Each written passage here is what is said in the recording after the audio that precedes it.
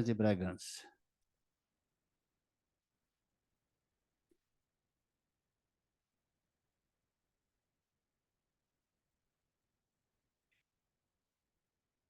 Já se encontra nesse recinto, portanto, minhas senhoras e senhores, o deputado federal Luiz Felipe de Orleans de Bragança.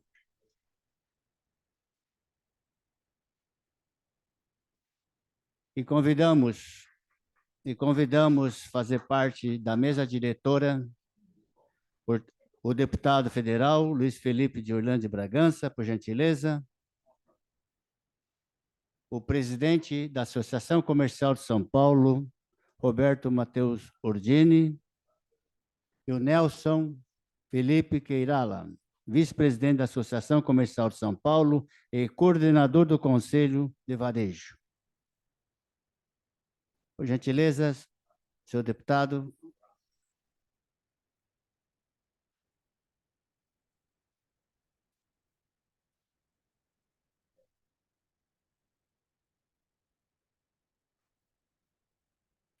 Esta reunião está no formato híbrido, portanto, presencial e virtualmente demais participantes estarão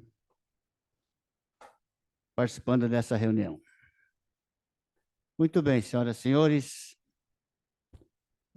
agradecendo a presença do deputado.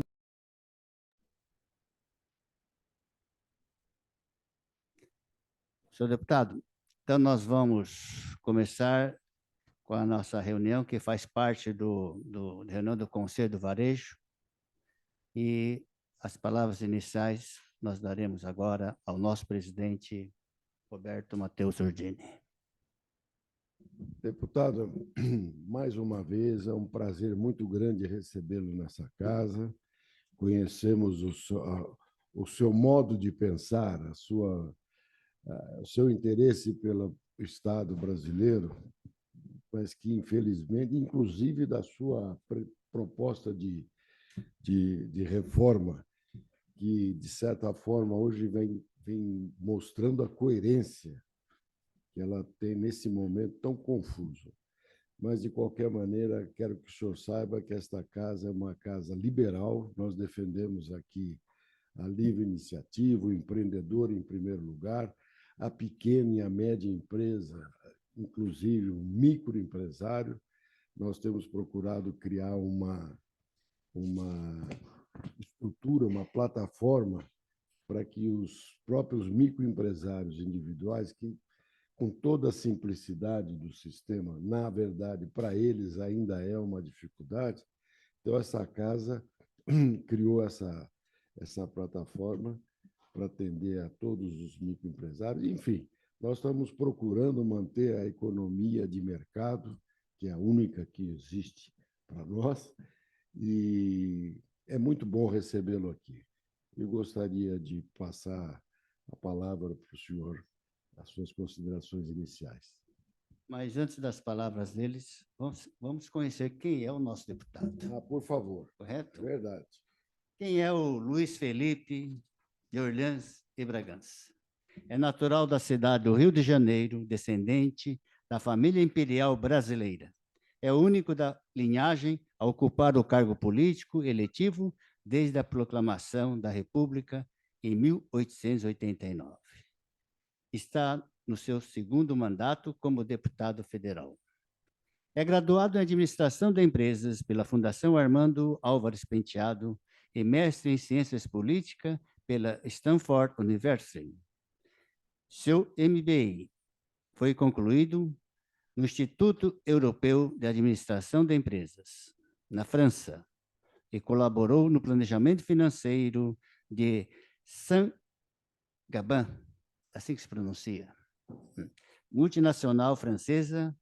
Trabalhou 3 anos no banco de investimento JP Morgan, em Londres, e depois no banco de investimento de Lagarde, Nova York.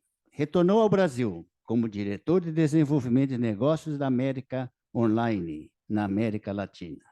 Como ativista, fundou em 2014 o movimento Acorda Brasil, autor de diversos os livros. Na Câmara Federal, atua em projetos de reforma estruturantes, como reforma do Judiciário, reforma política, reforma tributária, do PEC 007/2020. Além de propostas que defendem liberdade individual, propriedade privada, soberania nacional, prosperidade econômica da população, combate à corrupção, redução dos gastos do Estado e defesa da família e da sociedade. Também está sob seu escopo políticas de preservação do patrimônio histórico e cultural e projetos de defesa nacional. Hoje é presidente da Frente Parlamentar Mista do Mercado Livre, que engloba 187 deputados federais e 25 senadores, com foco no liberalismo econômico. Portanto, esse é o nosso deputado Luiz Felipe de Orlans de Bragança. Pois não? Bom, muito obrigado a todos. Obrigado, presidente. Obrigado a todos que estão me recebendo aqui. Muito honrado estar aqui nessa prestigiosa Federação de Comércio do Estado de São Paulo, extremamente importante como referência nacional de tudo aquilo que importa e concerne o pequeno e médio empreendedor, o pequeno e médio comerciante, o pequeno e médio industrial, que são o sustentáculo de empresas, de pequenos contratantes, da maior parte dos trabalhadores e de boa parte da economia nacional. O que eu quero pontuar aqui nessa... Quero fazer uma pequena introdução, depois eu gostaria de abrir a perguntas e respostas, porque eu acho que aí nessa dinâmica de responder, a gente tem uma profundidade, um aprofundamento muito maior nos temas que concernem o Estado relativo ao seu impacto e interferência que está acontecendo na sociedade e na economia. Esses últimos 8 meses, o que temos visto do governo tem sido uma alta intervenção na questão tributária. Tem sido a prioridade do governo, muito mais do que qualquer outro tema político. Os temas políticos têm sido tratados até que como secundários, apesar de terem avançado também. Mas os temas tributários, começando até no final da última legislatura, que foi o rompimento, ou botar em discussão o teto de gastos, foi o primeiro passo. O segundo passo foi de dizer que temos que ter um arcabouço fiscal, mais um passo aí. Depois a questão do CARF, o Conselho Administrativo de Assuntos Financeiros e Tributários, e agora a reforma tributária. Então temos aí 4 grandes iniciativas e foram as quais o governo teve maior empenho monetário, com emendas parlamentares para aprovarem esses projetos. Teve praticamente nenhum empenho monetário nos diversos outros projetos políticos, de planos sociais, que são da natureza do governo. Então, por que ele está focando tanto nessa questão tributária? Essa que é a grande questão, né? Arcabouço fiscal, o que ele vai fazer? Vai garantir gastos, não vai garantir equilíbrio fiscal. É para garantir gastos crescentes e garantir crescimento de arrecadação. Para que serve o CARF? Mudar as regras do CARF. Para que o governo sempre ganhe em qualquer disputa e qualquer dúvida.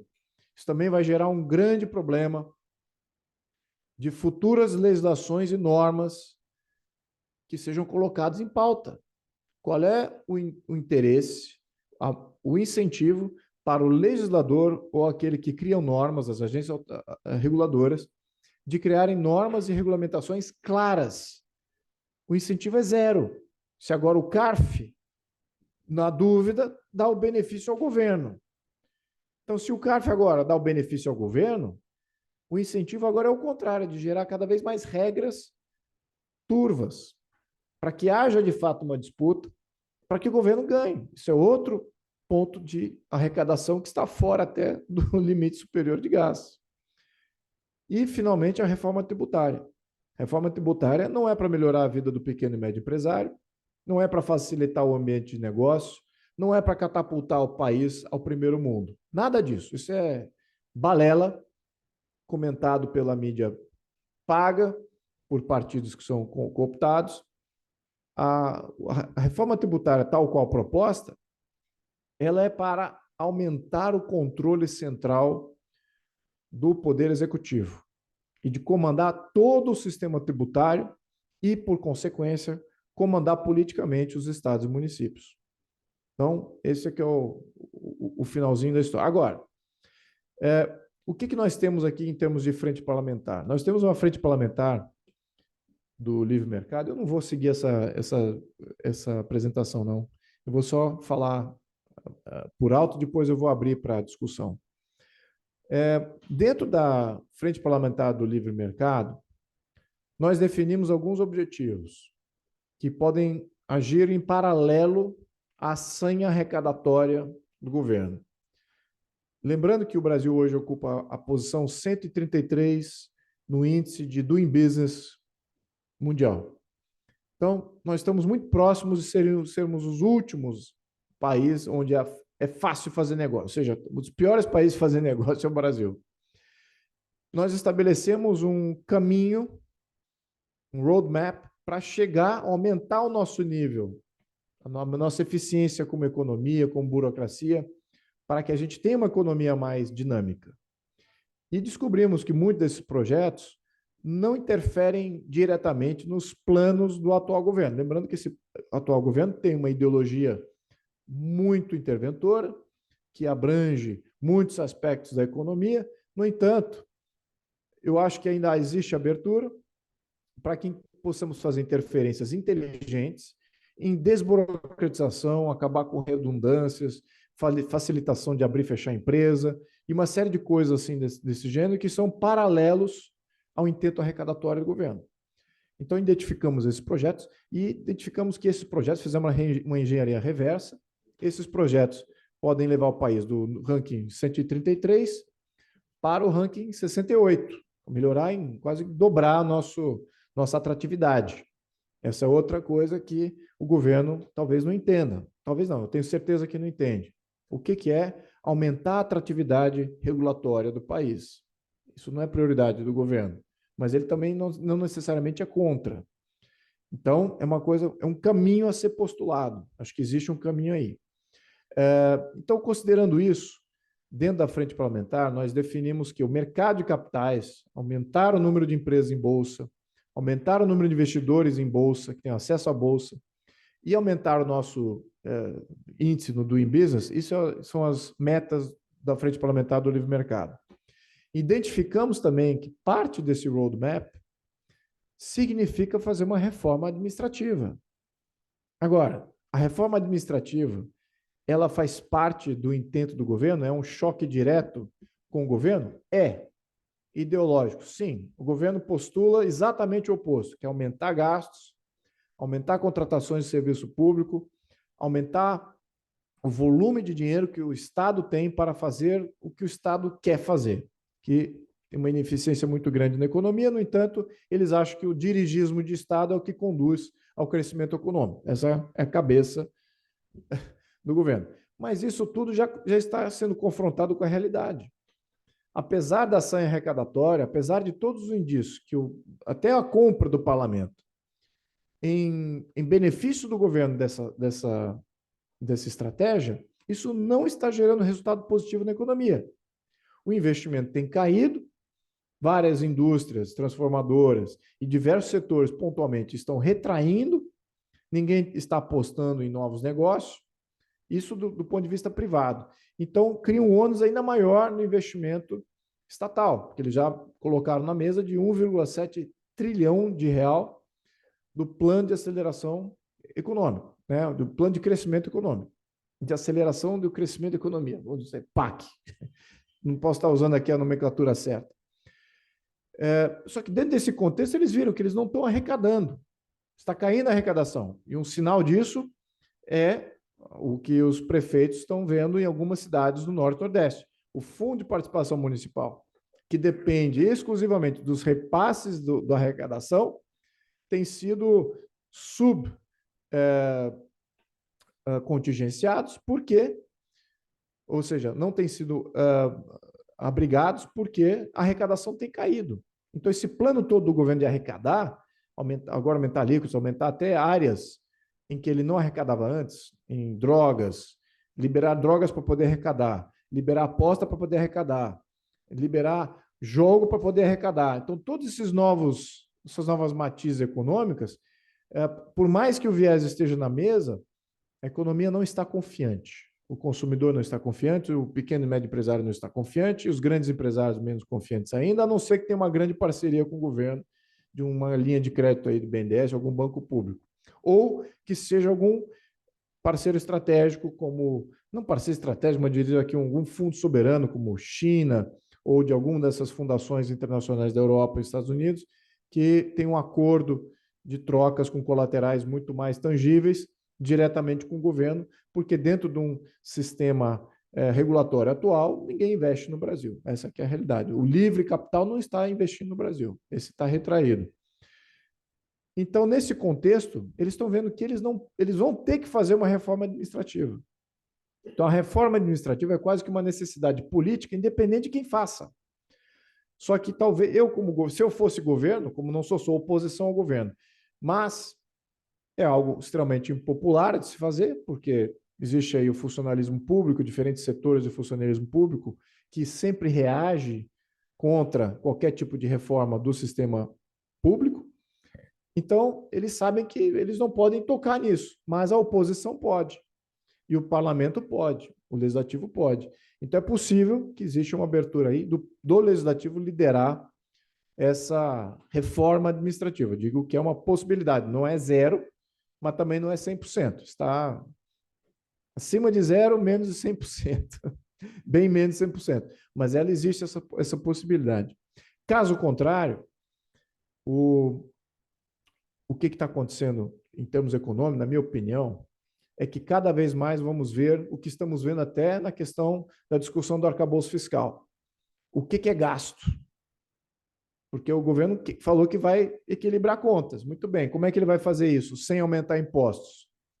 Se ele não está aumentando impostos, ele vai eliminar do cômputo dos gastos algumas dessas faturas muito importantes. Centenas de bilhões de reais que vão sair fora do cômputo de gastos para poder equilibrar. Se é o que eles estão planejando para o ano que vem. A nossa suposição é que ele não vai equilibrar contas esse ano, não vai equilibrar contas ano que vem, e ele já está percebendo que vai ter que fazer uma reforma administrativa, mesmo subindo a alíquota, mesmo subindo e liberalizando esses diferentes setores. Então, esse aqui é o cenário que a oposição está trabalhando.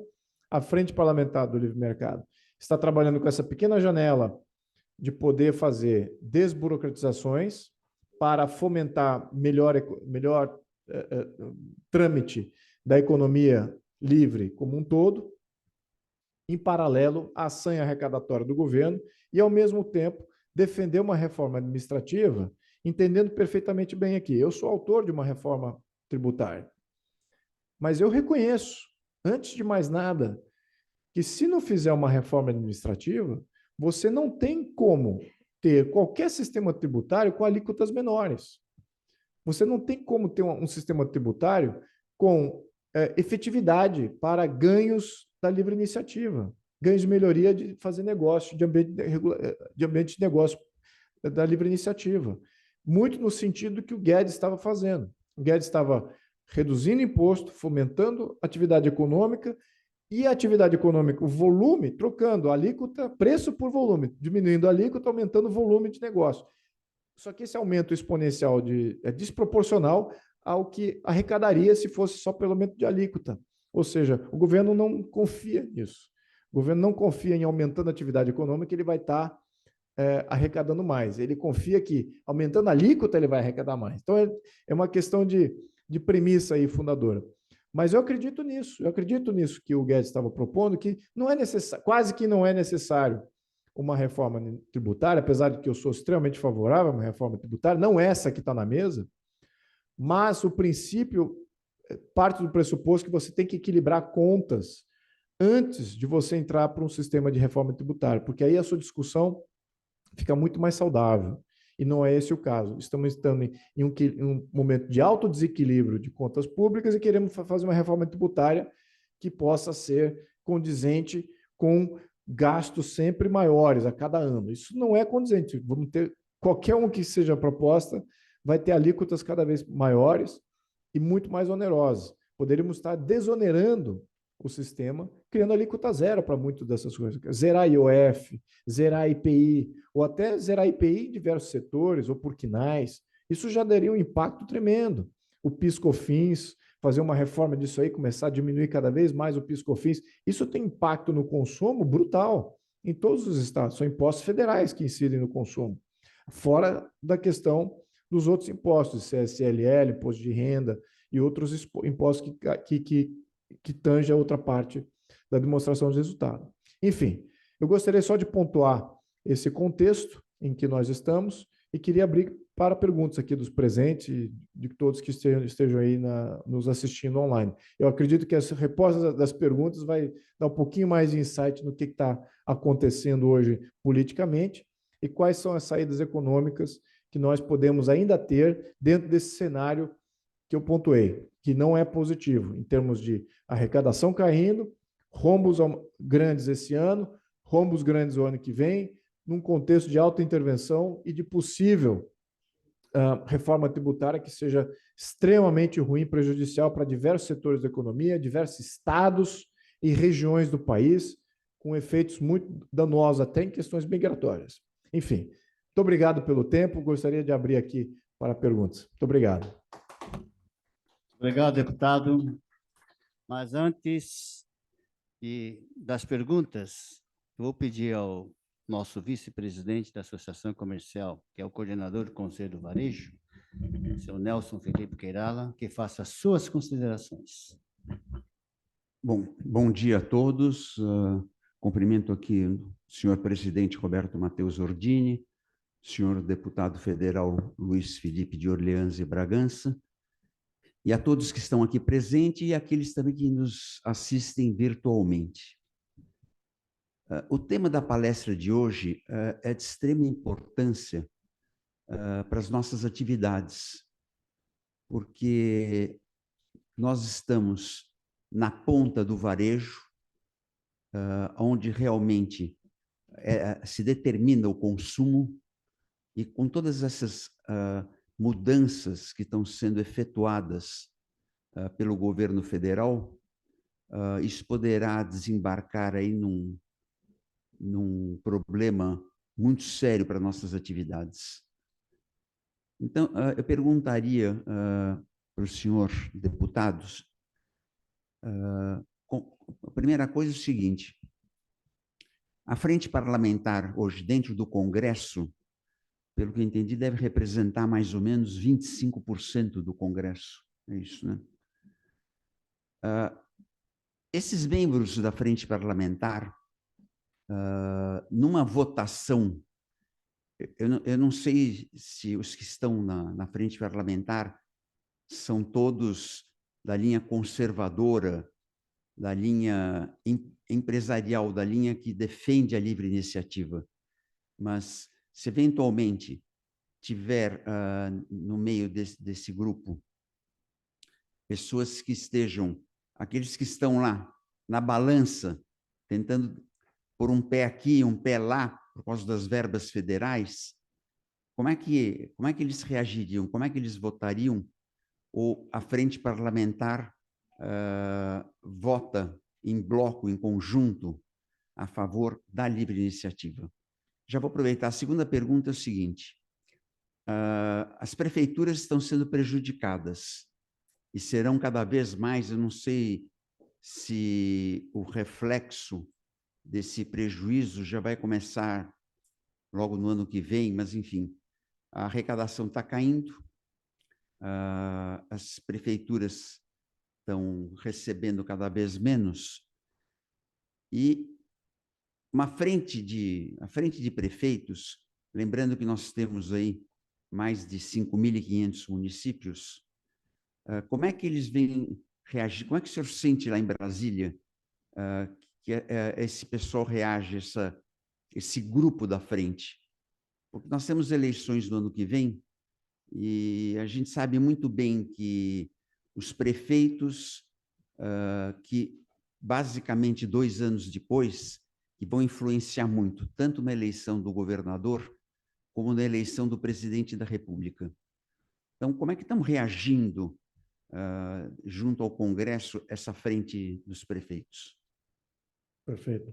Obrigado a pergunta. Bem, a resposta curta com relação à frente parlamentar, eu acho que nenhuma frente parlamentar hoje tem adesão. Adesão não, eu diria, adesão ela existe, interesse existe, mas ela tem coesão 100%.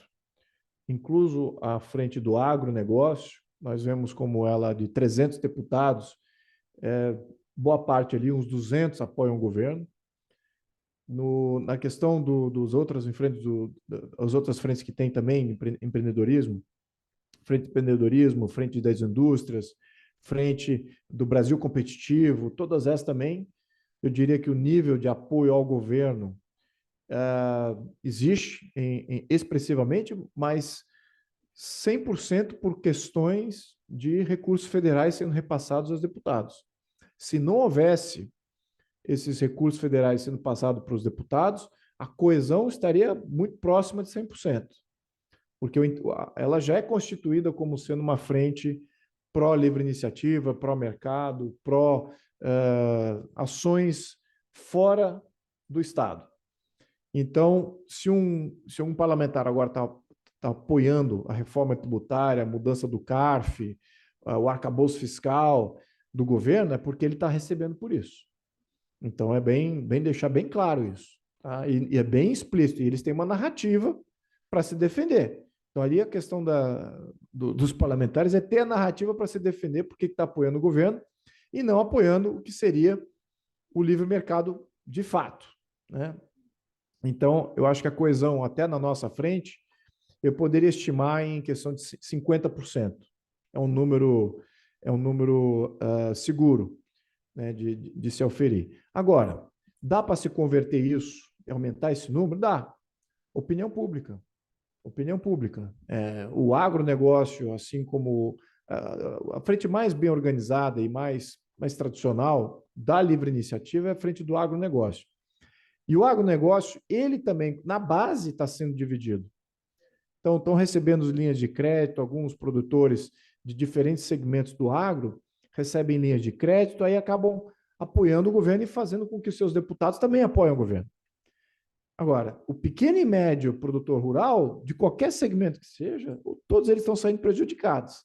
Se esses se levantarem contra os seus deputados e tal, aí você tem uma coesão muito maior, né, dos 300. A mesma coisa acontece na nossa frente.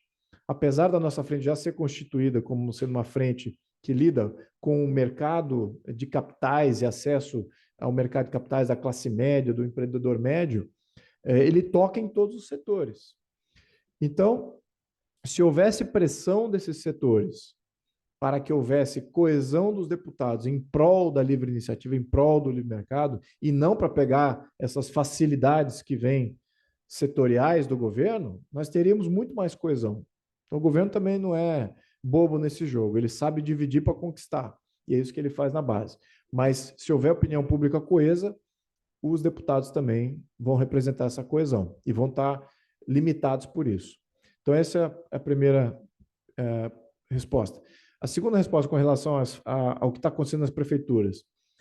O governo já está propondo uma solução, que é talvez uma solução, eu diria que não sustentável, mas, quem sabe, seja até melhor estruturalmente, que é o seguinte: bom, a arrecadação federal caiu, porque a atividade econômica caiu, muito bem.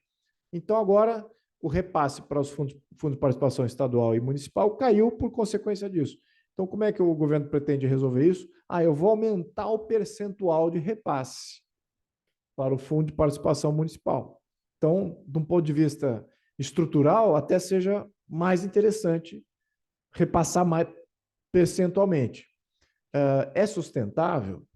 Eu acredito que, olha, não estamos tratando do problema central, que é qual é a viabilidade de uma prefeitura, né? Qual é os custos quem é que determina a estrutura de uma prefeitura? E, infelizmente, tem que obedecer a preceitos constitucionais. A prefeitura precisa fazer saúde, precisa fazer segurança, precisa fazer a questão de saneamento, precisa da educação, tem uma série de custos que são jogados na prefeitura. E qual é a equação disso com relação à necessidade local? Muitos desses locais que recebem 100% de fundo de participação municipal para fazer o seu sustento são prefeituras que não são viáveis do ponto de vista da arrecadação local. Aí, por que elas são constituídas como prefeituras? Começa aí a pergunta. Então, esse projeto ninguém conversa. Então, você vai ter talvez um fundo de participação municipal maior, que, por um lado, pode até ser bom, porque quer dizer que mais municípios estão recebendo dinheiro na ponta. Por outro lado, é um fundo central que vem corrigir um problema constitucional. Em vez de resolver o problema constitucional, eles criam um fundo para fazer essa correção. Agora, qual é o impacto disso político? Então, isso eu falei do ponto de vista estrutural dessa questão, agora do impacto político disso. Se isso perdurar, se o governo não tomar uma atitude em fazer a sustentação das prefeituras, sem dúvida que vai haver uma mudança política de opinião com relação a essas prefeituras que deram apoio ao atual governo. É o bastante para você reverter o quadro político em 2024, agora 2026? Eu diria que ainda não, mas pode chegar lá, se isso perdurar mais até o final do ano, mais 6 meses. Muitos desses prefeitos não estão conseguindo pagar a folha, né? E isso realmente, para algumas dessas prefeituras, o impacto social, lembrando aqui só a distinção, o Sul-Sudeste tem, na média, menos de 10% dos eleitores do Sul-Sudeste trabalham para o Estado, são funcionários públicos. No Norte e Nordeste, em cada cidade, né? Isso em média. No Norte e Nordeste, as cidades, a média varia entre 40% a 70%. Então, a dinâmica lá é muito mais dependente do funcionalismo público. Então, o impacto eleitoral, político-eleitoral, nesses estados, pode ser decisivo, tá? No momento seguinte, aí, pós-2024, 2026. Obrigado. Obrigado, senhor presidente.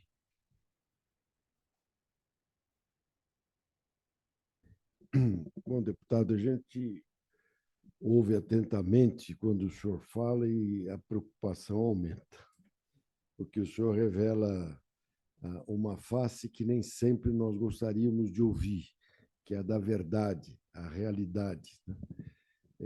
Nós, às vezes, queremos nos iludir achando que podemos encontrar um caminho, mas quando a gente para refletir um instante, verifica exatamente isso. O senhor falou sobre a reforma administrativa, que esta casa defende e defendia já há algum tempo. No último mês de julho, se não me engano,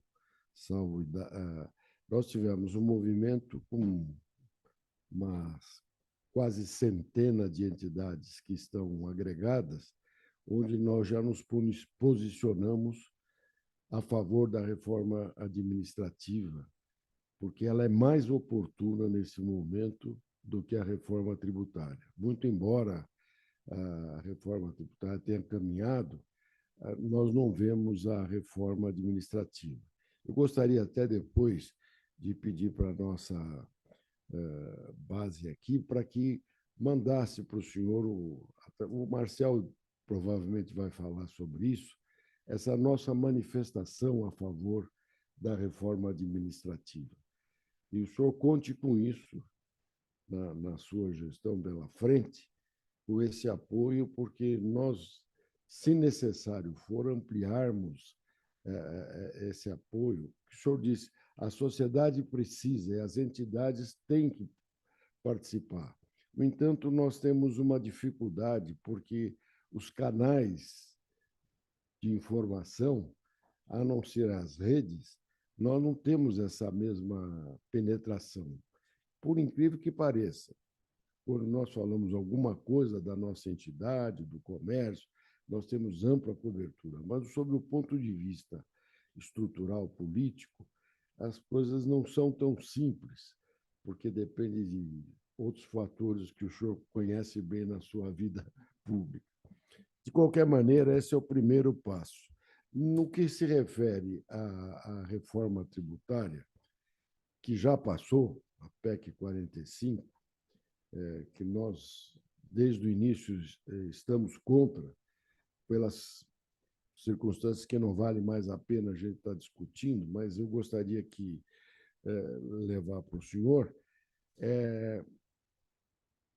Nós procuramos, de alguma maneira, ajudar nisso. Não estamos encontrando os caminhos, porque ela tem tantos defeitos que é difícil encontrar uma fórmula para minorar o problema, principalmente do setor de serviços, que, repetidamente, o senhor deve ter ouvido, o senhor defende também, vai ser o mais atingido. E hoje a entidade ela não se limita ao comércio em si, embora a nossa base principal, como bem destacou o Nelson, é o varejo, porque é da vocação do nascedor dessa entidade, mas hoje nós ampliamos o guarda-chuva e estamos em todos os setores.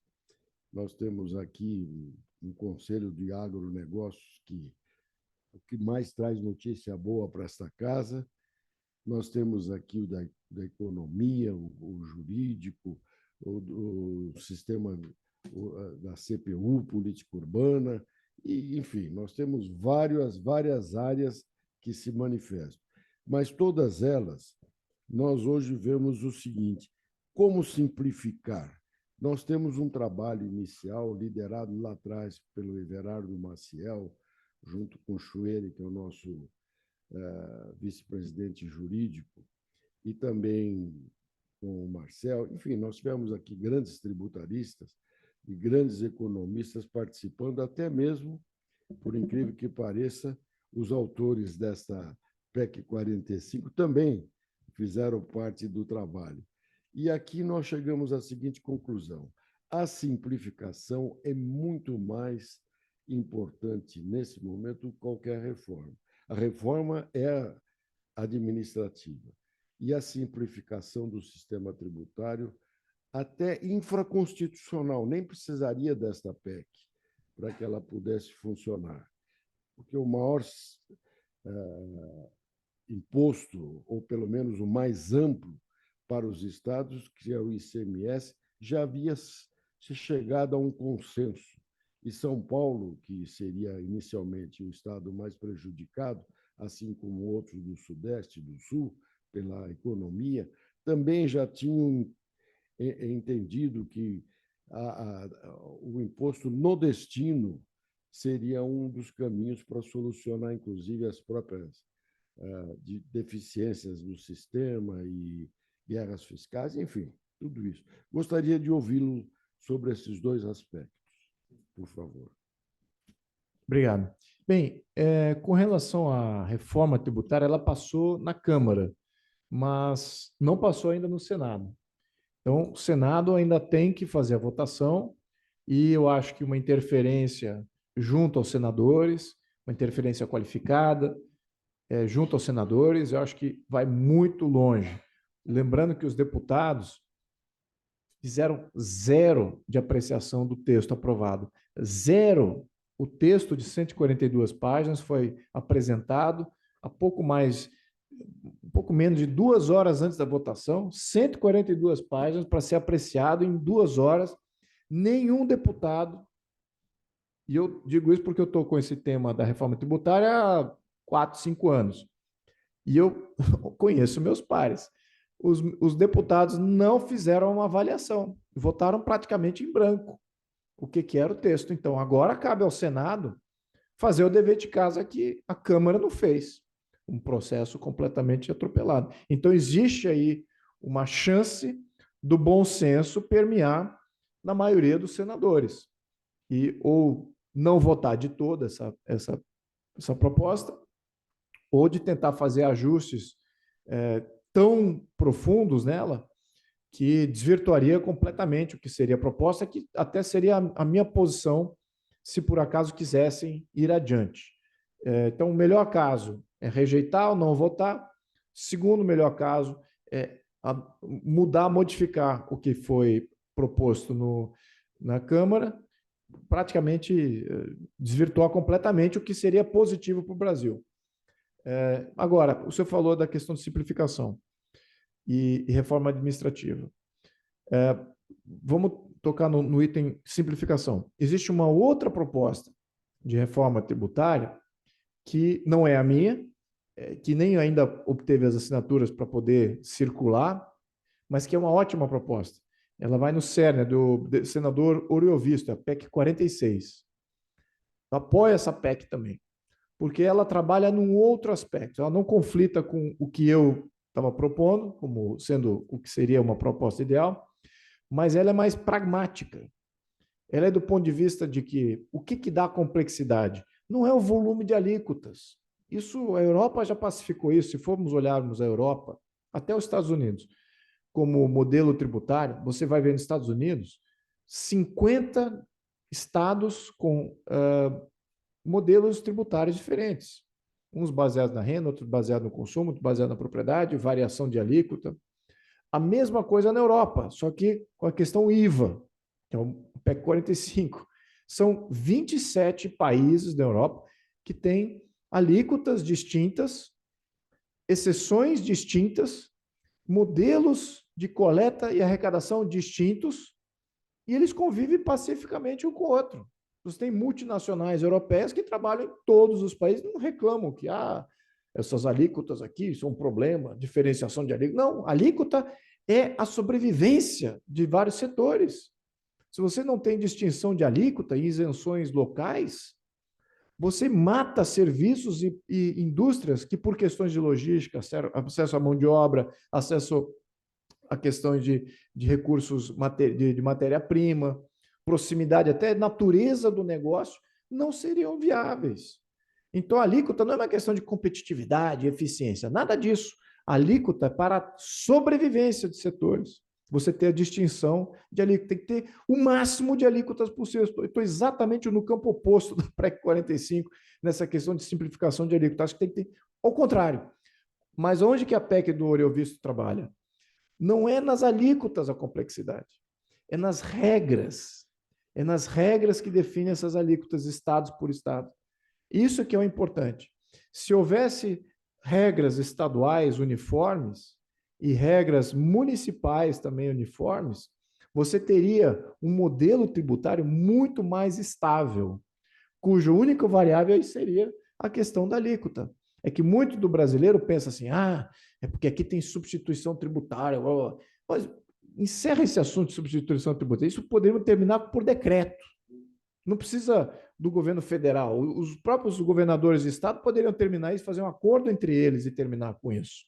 Mas independente desse aspecto, até o que eu mencionei lá para o secretário aqui do estado de São Paulo, essa desoneração da cadeia produtiva, você já poderia selecionar vários quinais e desonerar completamente linhas de produtos que são essenciais.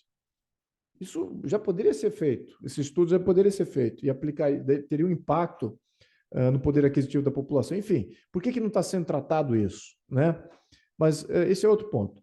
Mas na questão de simplificação, ela já poderia estar ocorrendo, se essa PEC do Oriovisto fosse adiante, que daria aos estados, eu diria que um fórum estadual e um fórum municipal de normatização de regras tributárias. É o que acontece na Europa.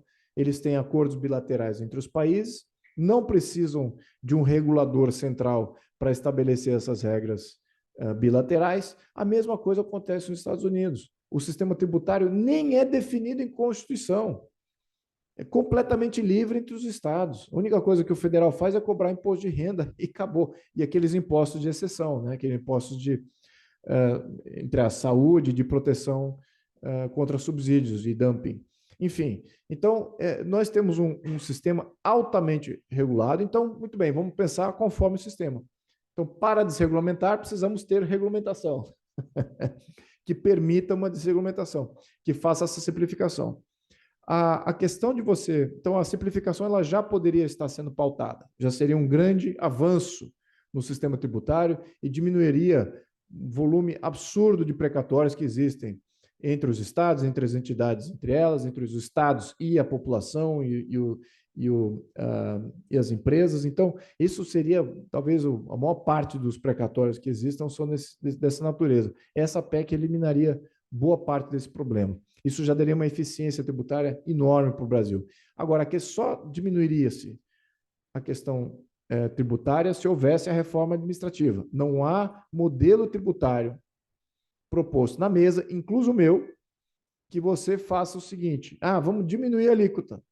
Você não vai ter nenhum sistema tributário, o atual, da PEC 45, o meu e qualquer outro que venha subsequente a esse, vai ser capaz de reduzir a alíquota e o impacto tributário se você não tem uma reforma administrativa e uma contenção de gastos de maneira efetiva. É isso que a gente tem que deixar bem claro. Não temos como sobreviver com gastos aprovados em arcabouço fiscal, gastos crescentes aprovados em arcabouço fiscal. Isso é um absurdo que só existe na cabeça do governo, da Receita Federal e, obviamente, agora dentro da cabeça dos deputados que foram comprados para aprovar esse negócio. Mas qualquer um de bom senso vê que isso aí não é sustentável.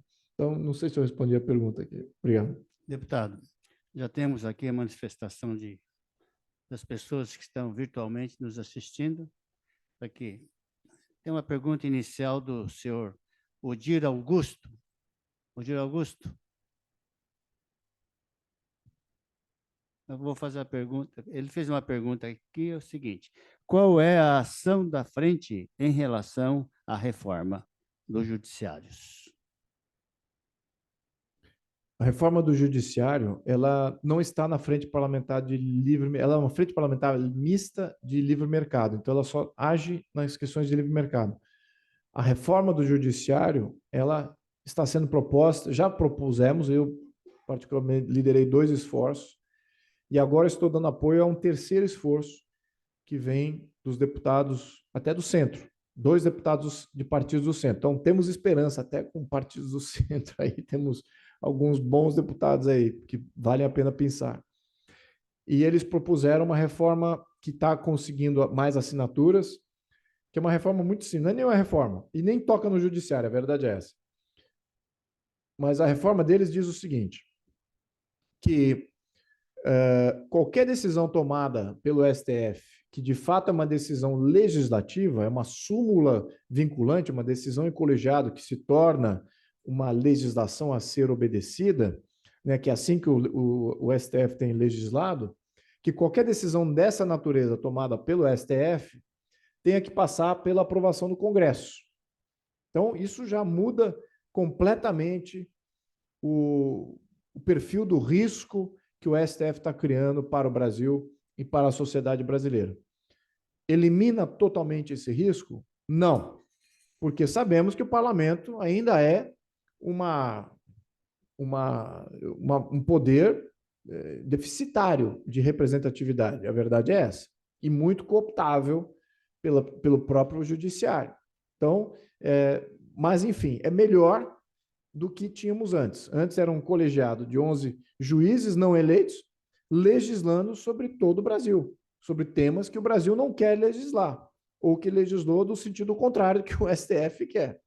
Então, isso volta ao Congresso, torna-se quase que uma iniciativa, em vez de ser uma iniciativa popular ou uma iniciativa parlamentar, torna-se uma iniciativa judiciária e não mais uma legislação imposta pelo STF. Então, isso já está beirando 100 assinaturas, precisamos de mais 70 assinaturas para lograr sucesso nessa PEC. Quem está liderando esse esforço é o deputado Padovani, lá do Paraná, quem conhecer, dê apoio a ele, e o deputado Reinaldo Stefanes, que acho que é PDS, se não me engano, PSD. Então, estou dando apoio a essa PEC, excelente, porque ela não toca no joguinho de poder. Então, essa que é o que a frente vai fazer? Vai apoiar isso? Sem dúvida que vai apoiar. Porque hoje o perfil de risco Brasil, ele está em grande parte associado ao STF. A questão do... agora o Fachin passou aquela legislação que, de fato, termina com a propriedade privada. Ela já era relativa constitucionalmente, porque tinha lá a função social da propriedade privada. Agora, o Fachin menciona que, olha, poderá haver desapropriações se não houver o obedecimento da função social. Mas o que é função social não está definido. Vai se tornar algo totalmente arbitrário. Isso que é o grande problema, isso se torna um risco. E esse risco sempre existiu no Brasil. Até bancos de investimento internacionais, não é de hoje que eles reclamam da falta de colateral, até para financiar o agro, a indústria, quando você não é dono da sua própria propriedade. A propriedade não tem direito pleno à sua propriedade. Não só as agências de rating, mas também as agências aqueles que definem o perfil de risco nos contratos, são os grandes escritórios de advocacia internacionais, que gerenciam essas questões de fusão, aquisição, capitalizações, tudo isso, até a abertura de capital. Esses grandes advogados internacionais, há várias décadas, eu tenho experiência lá dos anos 90, em que eles falavam que o Brasil não tem direito à propriedade, por uma questão constitucional. Agora, o Fachin ele duplicou o risco. Ele falou, não só não tem mesmo, como a gente vai desapropriar em função de um termo arbitrário na Constituição. Então, isso elevou o risco Brasil e o risco de você perder a sua propriedade privada por qualquer razão que um político, um burocrata define. Isso, em termos de risco Brasil, coloca lá em cima. Como é que você vai baixar os prédios de 200 basis points, que tem sido a tradição, baixar para 0 e virar AAA? Não tem como. Você não tem como com isso, só com isso aí, e fora os outros quesitos. Então, o STF é um risco ao Brasil, é um risco financeiro, todo mundo paga muito caro, não só monetariamente, sustentando o judiciário, mas também paga muito caro nas suas atividades, porque o nosso juros é mais caro em função dos riscos que estão associados a intervenções de agências, como é a questão do STF.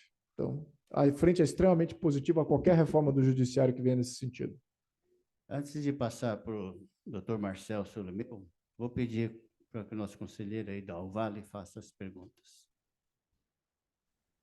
Muito obrigado.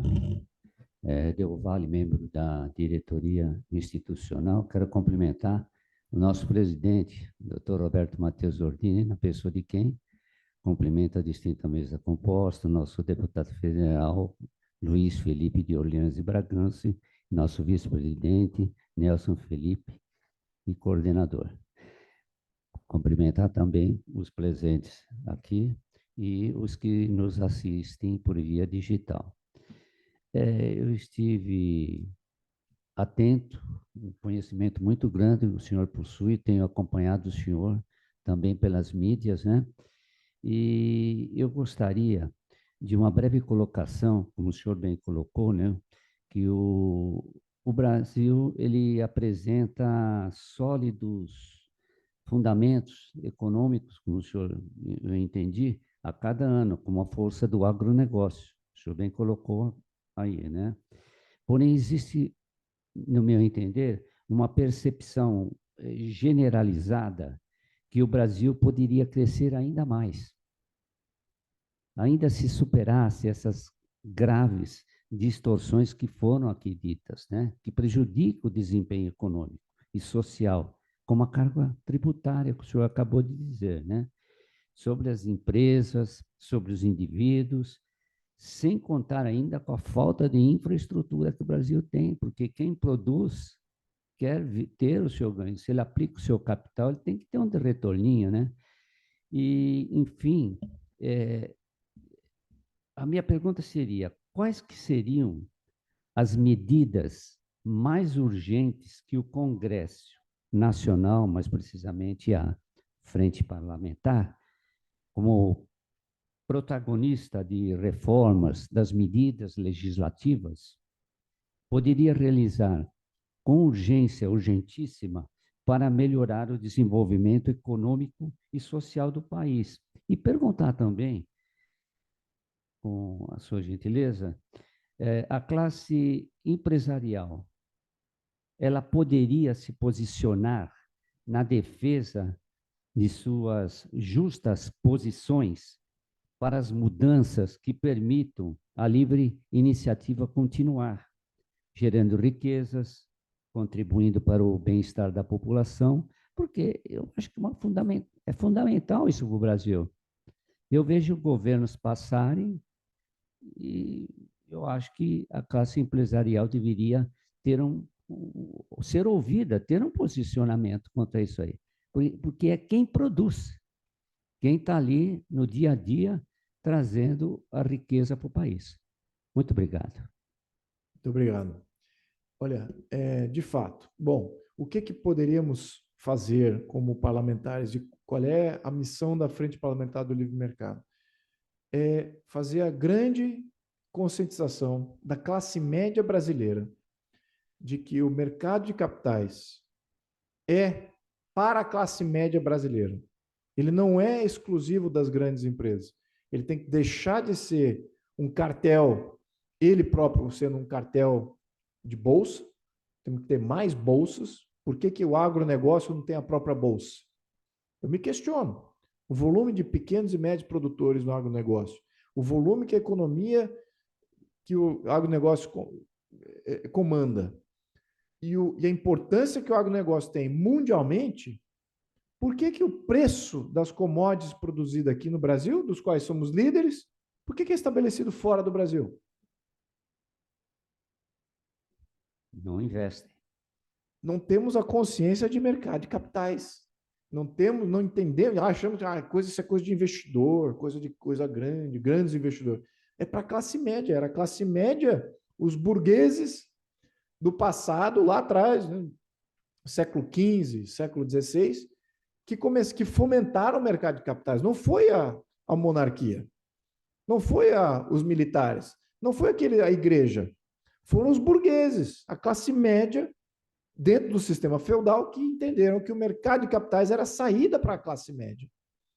Então, temos que abraçar tudo que leva e condiz ao fortalecimento de um mercado de capitais cada vez mais pulverizado na classe média. Então, todas as nossas medidas são de conscientização disso. Desburocratização, de abrir e fechar negócios, desburocratização do setor governamental, de não interferência, de fomentação de liberdade e garantir liberdade aos mercados, que os cartéis não tomem conta dos mercados, que a formação de preço seja livre entre o maior número de agentes possível, seja ele do lado da demanda como do lado da oferta.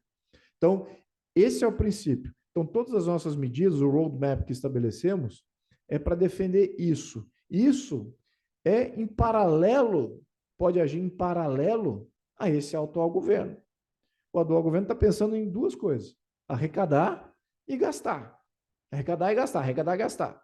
Mas vão estar olhando o lado da economia, como é que a economia se torna mais livre, mais eficiente, com mais acesso, com amplitude maior de classe média, comprando, investindo, abrindo o próprio negócio, capitalizando, recapitalizando, porque tem muita regulamentação. Até na questão de mercado, eu estava falando até com o Banco Central, falei, olha, vocês têm que parar de ser papai do mercado. O mercado tem apetite para risco. Deixa o mercado absorver risco. Claro que você não quer fraude, quer eliminar uma série de coisas, mas na sanha de querer eliminar fraude, uma série de coisas que pode acontecer dentro do mercado, você elimina milhões de oportunidades de investimento de risco, que são investimentos de pequeno porte, investimentos em pequenas e médias empresas, de pequenas capitalizações. Isso poderia acontecer. O custo de entrada no mercado de capitais está muito alto. Temos que baixar isso, baixar o volume, aumentar o volume de empresas que possam captar dinheiro em diferentes setores e baixar o custo de entrada do investidor. Então, isso que o mercado de capitais tenta fazer e o que a gente está querendo fazer com a Frente Parlamentar de Livre Mercado. São ações de desburocratização da economia. Né? Agora, na questão tributária, né? Isso já podemos fazer agora, isso já está na mesa e o presidente de Câmara já entendeu que isso não conflita. Qual foi o diálogo com o presidente da Câmara, que foi o Lira? O diálogo foi no seguinte sentido: entendo perfeitamente que você e o governo têm interesses de apoiar esses projetos de mais arrecadação, arcabouço fiscal, reforma tributária. Entendi, não vou entrar em conflito com isso. Sou contra, mas não vou entrar em conflito com essa vontade. Então, já que vocês estão com isso, com essa vontade aqui, vamos entender o outro lado da moeda que não conflita diretamente com essa vontade de arrecadação e gasto, que é esse lado aqui, a agilização da livre iniciativa. Isso é independente. Isso já podemos fazer. Não precisamos entrar nesse... Não, tem que arrecadar menos, tem que arrecadar mais.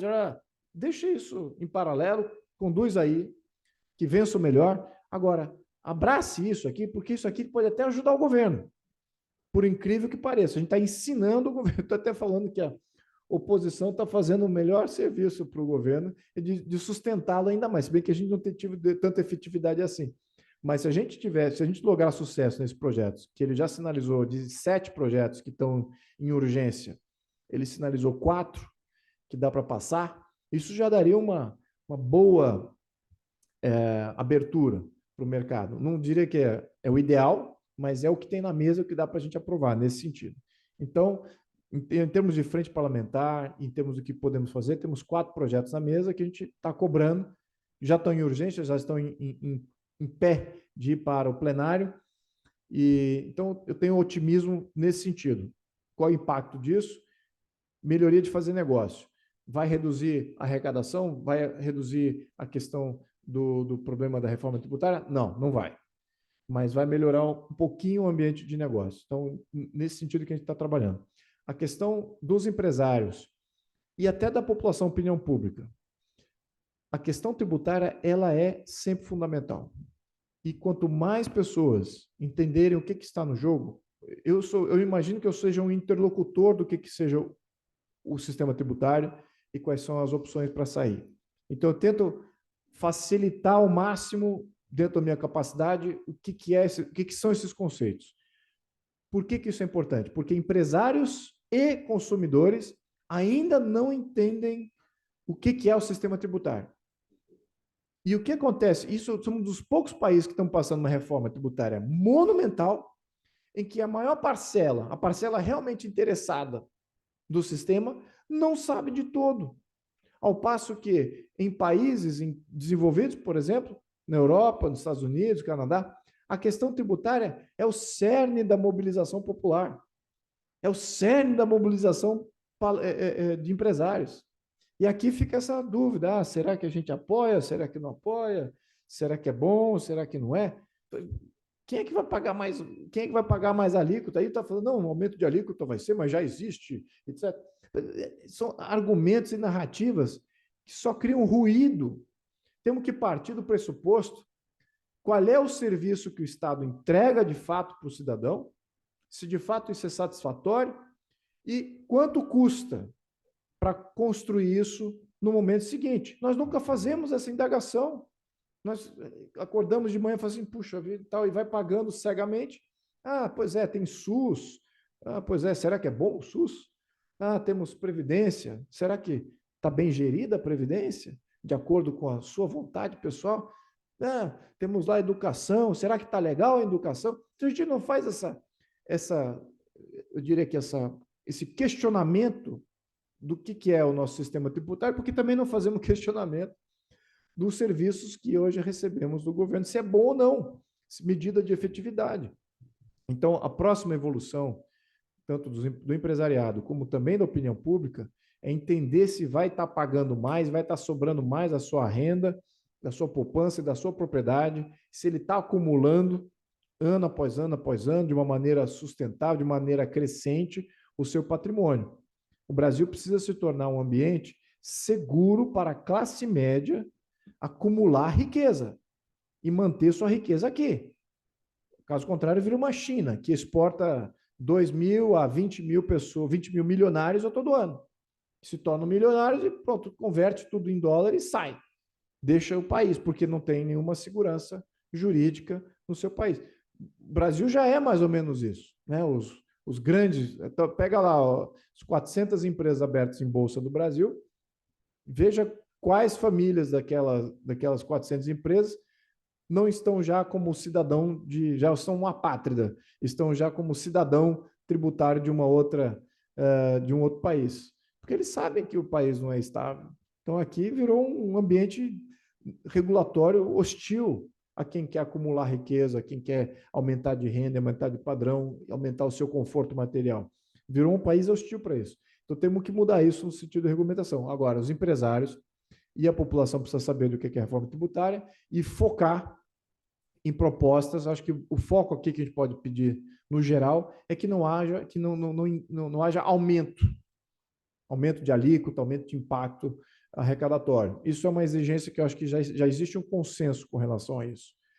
Agora, ainda tem nuances ali. Então o rico tem que pagar muito mais e temos que isentar o outro que não paga, que tem uma renda muito mais menor. Então, começa a gerar uma série de distorções. Aí também já acho que não é o caminho. O que a gente tem visto nos Estados Unidos, por exemplo, o que o Trump fez? Ele reduziu as distorções, ele abaixou a alíquota máxima, baixou de 27,5% para 20%, e aumentou as isenções. Então, ele diminuiu a banda tributária, que ficou de 15% a 20%. Aqui, o que nós temos? Temos uma banda muito larga, que vai desde 27,5% até 15%. Então, você tenta pegar o mais baixo possível, então, e tem pouca isenção. Então, o que ele fez? Aumentou a isenção, então, até $30 mil, ou até mais. $30 mil de renda média, você não paga imposto de renda nos Estados Unidos, e o máximo que você paga no teu salário, na tua renda, é de 20%. Então, isso fomentou um boom econômico em questão de 6 meses. Em um ano, ele reverteu toda a saída de capital dos Estados Unidos, voltou capital não só das empresas, mas também dos indivíduos que estavam com aqueles fundos e trusts offshore, com medo de serem tributados na sua herança, no seu acúmulo de capital. E lá, imposto sobre herança é $15 milhões por entidade, ou seja, por pessoa. E se casarem, acumula. Então, se você tem um casal com cada um tem o direito a até $15 milhões de isenção de imposto de herança, acumula tem $30 milhões de mínimo. Então, isso pega 90% da população norte-americana está isentada de imposto sobre herança. E aqui nós temos o ITCMD, quanto que é? 8%, querem aumentar para 8%, aí vem outros aí falando, mas lá é 50%, é 40%, mas é 40%, mas em cima de $15 milhões.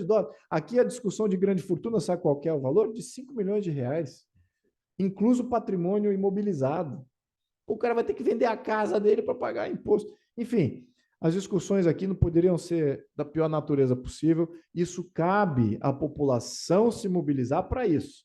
Tá? Todos esses impostos que eu mencionei aqui, lá fora, houve mobilização popular e empresarial maciça. O imposto sobre herança lá, existiu essa discussão, e como é que se tornou uma matéria vencida?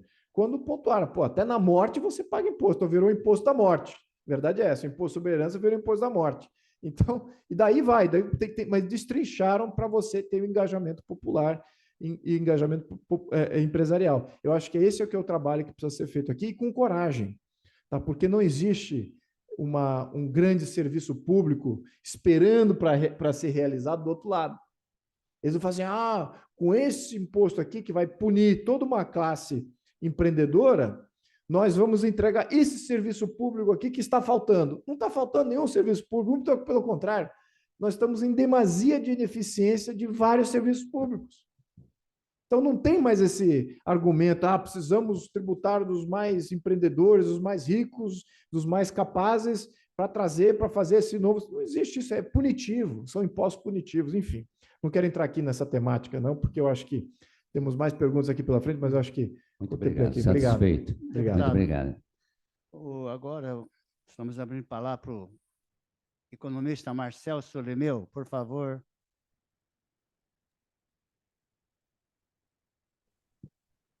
Deputado, nós estamos numa situação que quem não está confuso está mal informado, porque, além das instituições, o empresário precisa também de sinais, e nós estamos vivendo sinais contraditórios.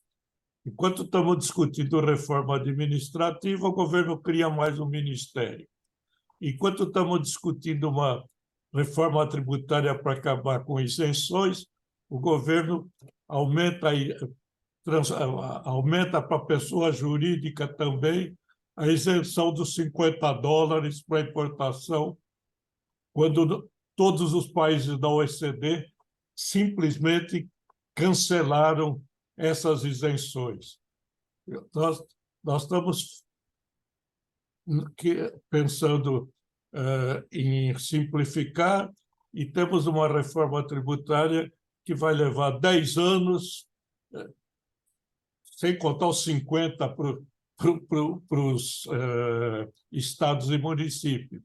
Então, tudo isso acaba transmitindo sinais contrários. Nós tivemos incentivo para os carros há pouco tempo, agora se tributa o carro elétrico, embora o meio ambiente defenda aumento dos impostos para os poluentes. Nós estamos mais ou menos sem saber para que direção estamos indo. Isso é muito grave. Mas a preocupação maior que eu queria externar é o seguinte: o arcabouço fiscal é o arcabouço do gasto. Nós transformamos o teto constitucional para o gasto em piso. Daqui para frente, só vamos ter aumentos de impostos. A própria sistemática do arcabouço já prevê isso. Mas, se pegar o projeto da reforma tributária, também prevê a criação de 2, 3 fundos. Se nós precisamos de 165 bilhões para cumprir a meta do déficit zero para o ano que vem, com mais aí 40, 50 bilhões aí, se a reforma for aprovada, da onde vai sair tanto dinheiro? A discussão sempre se faz como arrecadar. E o que acontece do outro lado? Se drenar todos esses recursos do setor privado para jogar no setor público, como é que vai acontecer? Então, eu acho que os deputados e senadores agora vão precisar muito defender um pouco o contribuinte, porque a ameaça é muito séria e nós estamos muito preocupados com isso. Sim, o que eu vou comentar aqui é uma opinião subjetiva, mas, infelizmente, ela é a opinião de vários que estão observando isso lá em Brasília. Dentro do Ministério da Economia, se tiver um assessor ali que, de fato, entenda de economia, de finanças e dos impactos, lembrando que temos algumas disciplinas aqui. Tem uma questão fiscal, a questão monetária e a questão financeira. Tem 3 disciplinas, no mínimo, aí que tangem a questão do Ministério da Economia, que são de competência do Ministério da Economia, dos quais ela só conhece uma, que é a questão fiscal. É onde vai cobrar, como cobrar e de onde cobrar. Não entende nada de impacto monetário e de impacto financeiro. Eles não estão preocupados com isso, acho que nem sabem articular os desdobramentos dos impactos fiscais que eles estão propondo. Então, você está gerando uma situação em que, se você não tem a sociedade organizada, as associações de comércio, as confederações nacionais, agindo para informar e fazer conta detalhada, e informar os parlamentares, informar até o próprio governo, lembrando que essa reforma tributária ela passou sem um estudo de impacto, sem uma simulação. Olha, está aqui o momento 1 sem reforma, está aqui o momento 2 com reforma. Não tivemos o benefício dessa análise feita pelo próprio governo. Os diferentes setores é que vieram dizer qual que seria o impacto nos seus setores. Olha a loucura que é esse governo em termos de administração da economia. Ou seja, não tem administração da economia. Eles fazem uma propositura, empurram isso goela abaixo e vê até onde dá, politicamente. E politicamente é limitado por esse diálogo aberto que existe entre a sociedade e os parlamentares com relação a esses impactos. Agora, isso tem que ter mais coesão para que haja, de fato, uma mobilização contrária a essas propostas, né? Contrária ao arcabouço fiscal. Tudo isso ainda está no legislativo, não foram aprovadas eu diria que cada um foi aprovado de uma maneira, né? O CARF foi aprovado no Senado e ainda precisa ser aprovado. Desculpa, o CARF foi aprovado na Câmara, mas ainda não foi aprovado no Senado. A reforma tributária também foi aprovada na Câmara, mas ainda não foi aprovada no Senado. Então, nós temos aí distinções. Arcabouço fiscal é o inverso. Então, a gente tem ainda uma chance de, nesse vai e volta entre Senado e Câmara, a gente estancar o problema. Estancar o problema. Ainda há chance, mas precisa ter muita coesão. Mas, de fato, o senhor está apontando uma deficiência do governo em que não tem como se ter razoabilidade com esse Ministério da Economia. E não do próprio ministro, não acho ele capacitado como ministro da Economia, certamente não se compara ao que existia antes, e também dos assessores embaixo. A equipe técnica é majoritariamente formada por arrecadadores e que não estão nem aí com os impactos financeiros. Um termo que foi usado até pelo presidente do Banco Central, que é o termo que todos conhecem no mercado financeiro, que é fundamental para investimento. É a base de você ter investimento. Chama-se previsibilidade. Quando você não tem um governo que dá previsibilidade do futuro, o investimento para hoje. Ninguém investe num futuro incerto, sobretudo grandes volumes, quando depende de 1 ou 2 ciclos arrecadatórios, sabendo que vai mudar. E o arcabouço fiscal faz exatamente isso. O arcabouço fiscal faz o seguinte: vamos gastar mais no futuro, garantido, e se precisarmos mexer nas alíquotas para fechar o eventual rombo, vamos mexer nas alíquotas. Então, imagine você um planejador financeiro de qualquer empresa. Você vai investir hoje R$100 mil, vou abrir uma franquia, R$100 mil. Quanto que você vai ser cobrado no ano 1, ano 2, ano 3, ano 4, ano 5, para você amortizar o seu investimento de R$100 mil?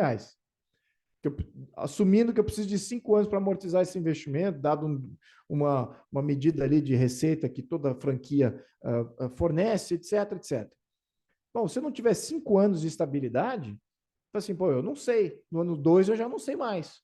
Porque se houver um rombo acima de 2,5% do PIB, vai ter alíquotas que podem incidir em mim, blá, blá. Pronto, eu já não tenho previsibilidade. Então, o meu negócio fecha em 1 ano, eu consigo equilibrar em 1 ano. Então, por isso que o investimento fala assim, não consigo em 1 ano, então eu não invisto. Então, o que vai ser? Quem vai investir é só de curto prazo, porque não tem previsibilidade. E o que o arcabouço garante é exatamente isso, é imprevisibilidade. É uma loucura o que eles fizeram. Assim, qualquer um do setor financeiro está vendo isso. Quem é que está apostando que ainda tem uma chance de voltar investimento privado? São aqueles grandes acordos entre fundos soberanos, China, que tem outras alavancas de barganha, ou fundos perdidos, como o Fundo Amazônia. Então, vamos fazer um negócio lá na Amazônia, bilhões jogados. Se vai dar certo ou não vai dar certo, não importa. Ou dinheiro especulativo. São esses 3 tipos de investimento que está vindo. Dinheiro especulativo é aquele que, olha, vamos apostar no Brasil, porque o juro, queremos sair do dólar, o dólar tem risco também, agora com o Biden, então, está fazendo uma série de coisas. Vamos sair do dólar e vamos jogar no Brasil, mesmo que tenha um risco muito grande. Então, tem o capital que está vindo, que é o capital de risco. Então, esses 3 ou 4 categorias aí que eu mencionei não são positivas. Não é o tipo de investimento que a gente gostaria de ver. Gostaríamos de ver investimento livre, da livre iniciativa, de longo prazo, para retornos saudáveis e sustentáveis e previsíveis. É isso que precisamos. Esse perfil requer uma mudança de criar todo um contexto, um ambiente jurídico favorável a isso. Este Ministério da Economia, este governo não representam isso. Isso está sendo representado no parlamento, meio que difusamente, como eu mencionei antes. Né? Alguns parlamentares e tal. Agora, se tiver pressão da sociedade, das confederações, teremos mais coesão dessa frente legislativa. E quem sabe a gente consiga mudar essa agenda. Obrigado. Nós temos ainda mais 3 inscritos. Queria passar inicialmente para o professor Joadir Teixeira e logo após ao Gilberto Bruno e Marcelo Faria. Bom dia, presidente Ordini, deputado Luiz Felipe, o Nelson. Deputado, eu gostaria de... Como é que está sendo analisado a situação demográfica do Brasil. Eu acho que isso tem um impacto muito forte na reforma tributária, e eu não vi ninguém falar sobre isso ainda. Só para, bem rapidinho, em 1960, o Brasil tinha 70 milhões de habitantes, 28 milhões na cidade e 32 no campo. Em 2010, o Brasil tinha 190 milhões de habitantes, com 162 milhões vivendo nas cidades e 28 no campo. E se esperava que agora, no censo 2023, o Brasil ia chegar a 215 milhões. E não chegou a isso, chegou a 203. A ideia é o seguinte: nós tivemos, num período de 50 anos, 162 milhões de pessoas que saíram do campo, né? Ou seja, que formaram nas cidades. Isso gerou nos governos uma saga, né, muito forte de arrecadação para poder gerar escola, serviços públicos, gerar todos esses serviços para atender essa população. E nós sabemos que em 2030 deve haver, em 2040 é o ponto que começa a cair a população brasileira. Em 2030 chega um equilíbrio, e a gente está discutindo reforma tributária, reforma todo esse tipo de reforma, sem pensar na parte demográfica. Eu gostaria de perguntar ao ilustre deputado como é que está sendo analisado isso, porque ele está pensando que o Brasil vai continuar crescendo dessa forma. E daqui a pouco a gente não vai ter mais a demanda por serviços públicos que exige um grande volume arrecadatório. Eu gostaria de saber a sua posição a respeito. Excelente ponto. E podemos até corroborar com isso. A taxa de natalidade brasileira já está abaixo até de alguns países da Europa. Então, nós já estamos ficando velhos e não tivemos ainda aquele boom de crescimento que seria o típico de um mercado emergente com uma base jovem majoritária. E vemos essa tendência no mundo todo, né? Aí que a questão está. Primeiro, respondendo a sua pergunta, eles estão olhando exatamente esse fator demográfico? Na minha opinião, não estão olhando de tudo isso. Segundo, seria interessante a gente projetar isso. Eu acho que o Brasil, por mais que ele esteja já nessa dinâmica de envelhecimento e encolhimento da população, e chegar a um ponto que começa até a regredir, eu acho que a gente tem que evitar isso o máximo possível. Acho que a gente tem que sempre ter uma política de crescimento populacional. Por que eu digo isso? Porque, economicamente, nós não temos ainda a teoria econômica que aponta para um futuro promissor quando você tem contração populacional. O socialismo, o comunismo, o capitalismo, todas as teorias econômicas, até hoje, são predicadas em crescimento populacional. Como é que você agora muda esse paradigma e fala assim, não, agora o país, em vez de 200 milhões, vai ter 100 milhões? E como é que vai ser o perfil desse país? Eu tenho certeza que a China está fazendo esse cálculo, porque a previsão da China é de estar com hoje 1,2 bilhão, a previsão é que em 2100 vai estar com 650 milhões. Eles estão projetando isso, mas a sociedade lá, eles fazem engenharia social ao enésimo grau, né? Já começou lá atrás, nos anos 60 e 70, com a política de um filho por casal. Não mudou muito. Tá? Agora estão com outros sistemas de tecnologia para fazer esse tipo de controle.